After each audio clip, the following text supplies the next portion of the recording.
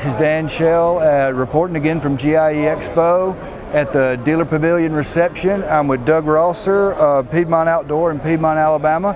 And how's the season gone this year at your dealership, Doug? It's been pretty good. All right. Pretty good. All right. Better than the last couple of years. So. All right. What kind of dealership do you have as far as it commercial oriented or homeowner oriented or? About half and half. About half commercial and half homeowner. Okay. What are your main product lines? Have X-Mart and John Deere, and Steel, and Snapper. Okay. All right. Now now that you're here in Louisville, what have you seen here? How's the show gone so far? It's been a real interesting show. Few new products. And then you get refreshed on a lot of older things. Is there anything you've came here specifically looking for? A new product line or any accessory or anything like that? Or? Not really. It's just been a couple of years since I've been, so it's time to come back and make sure that I'm up to date on. Has anything caught your eye? Anything interesting? A service that someone's offering, or even just a little product that someone might be showing, or anything like that? Or? Well, I guess one of the things is, with my computer system, most people are here, and I talk to them, and I learned some new things about that product that's going to help me when I go back. Okay, good deal. All right, how long are you up here for? Through tomorrow night. Okay, good deal. Sounds good. All right, well, that's all here from the Dealer Pavilion, and we're here with Doug Rosser at GIE Expo at the Dealer Resource Pavilion. I'm here with Gary Rostelli of Ridgetop Mower in Springfield, Tennessee. What kind of year have you had this year, Gary? I'll tell you what, it's been, I guess, about my best year. I've been doing this, I guess, about 17, 18 years. My own shop, and the repair business has really been phenomenal. I think it's primarily due to the ethanol, and just seeing a lot more carburetor work, rubber deterioration, coming into the shop. And a lot of it looks fuel related, as best you can tell? Yeah, 80-90% of the repairs are fuel related that come into my shop. Is coming here to the show here at Louisville, is there anything you particularly came looking for, or anything you're trying to find? Or? Specifically, the BC3, which I talked to Brian O'Neill, who I know from when he was instructor with Kawasaki. Right. And he gave me the whole lowdown about all the ethanol tests and stuff that they've just produced to test. Are you looking to do more of that with your customers, testing their fuel? Yeah, and it's a lot of education and stuff. Sometimes you feel like you're showing off. If you're like I know something that you don't know, but most times the customer appreciates that, and you do look more professional when you educate the customer. Is there anything here at the show that you've seen since you've been here? Anything that caught your eye, or something out of the ordinary, or something you just said, hey, that's a neat thing, or? Not yet. We just got here maybe about a half hour ago. We're looking forward to making rounds, Briggs & Stratton and all the familiar companies and all. Okay. All right. Thanks a lot, Gary. This is Dan Shell reporting from the show floor. At the Dealer Resources Pavilion at GIE Expo. I'm talking with Joe Phobes of Englehart Greensmith in Madison, Wisconsin, who's come down to the show.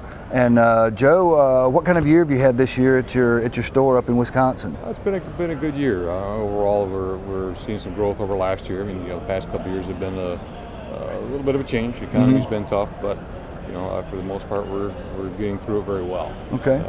Very pleased with the way things have gone despite the economy. And tell me what you were mentioning just a few minutes ago, that you're looking to split off. You've got a power sports segment at the dealership, and you're looking to sort of branch out with that, or? Yeah, historically we've been integrated within the power sports. In 2005 we built a separate building, and now we're looking to hopefully in the next 12 to 18 months move that off to another location. Where we're at right now, we're kind of cramped for space. We're trying to grow our commercial line of the business, and it's just hard for the guys to get in and out with trailers. Right. So we want to kind of move that off to another location, be a bit more accessible. All right. Give us some room to grow as well. All right, now coming here to Louisville at GIE Expo, is there anything you came down here specifically to do or see, or something to get done down here? We're looking at business software. There's a couple of things I wanted to look at.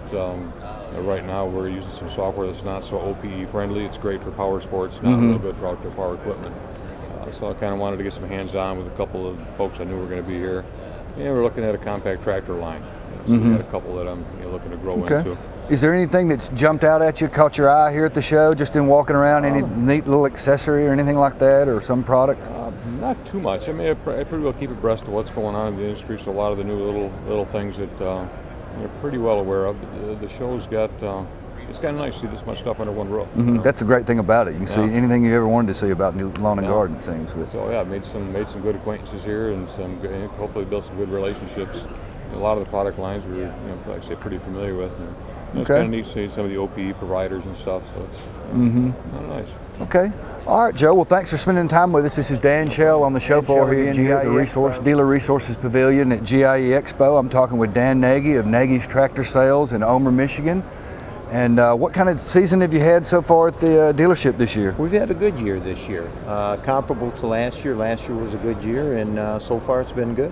Is your dealership, is it commercial or homeowner oriented, or what would you? More homeowner oriented, homeowner and farm.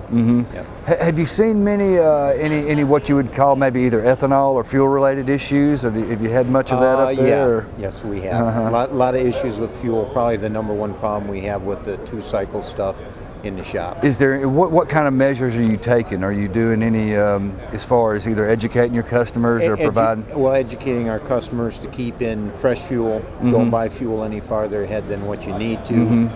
Fuel additives, into it. But that's pretty much it. Okay. Is there coming to the show here in Louisville? Is there anything you really came to do or specifically to look at, or? Kind of come to see what's new down here. Check out the competition. Yeah, right. It's a good place to do that. You can see it all down here, right? You sure can.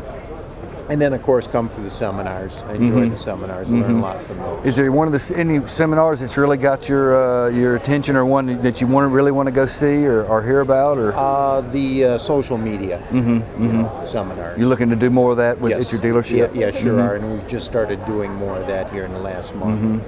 Okay. Well, I know this is the place to do it here at Louisville to find out more about it. So thanks for talking with us, Dan. I'm here at the Dealer Resource Pavilion at GIE Expo. I'm talking with Bob Clements of Bob Clements International, who's heading things up, doing some seminars here at the Resource Pavilion. How's it gone so far as input from dealers, that kind of thing? It's gone great. What we're trying to do with the pavilion here is really to create an environment where the dealers can come in and learn ways to make more money. We're in tough economic times, and some of my dealers in some of the areas have had tough weather, so we're trying to bring them in best practices, best ideas, get them connected with other dealers, doing workshops on webinars and on Facebook and some of the things like this, and trying to give them some new tools to help them make money. Is there any concerns? Like you say, it's a tough time out there. Service is one place they can sort of control those operations. What are you hearing from the dealers as far as what they're looking for? Well, a lot of our dealers are wondering about what lines should they be handling anymore. Do I have too many lines? Yeah. So we're big fans of kind of shrinking your lines down, consolidate. I tell people, decide who you're going to grow up and be that. Right. Quit trying to be all things to all people, and then understand that whole goods happen, and you really got to focus if you're going to be profitable in the future. And as a dealership, you got to put your focus on your service and your parts department, and let that make the money for you, and let the whole goods kind of happen. Yeah. Is there anything here? This is for any size? Some dealers say, "Well, I'm too small to take advantage of this," and this is for any size dealer. For everybody. We have dealers that we work with ourselves. That's a husband and wife, and that's all that's in the dealership. Yeah. They may be doing only $300,000 total a year, right? I tell you, it doesn't make any difference. You've got to make money with what you're doing. So we've got dealers here that are a husband and wife, and that's all there is there, and the husband's doing everything and the wife's trying to help out.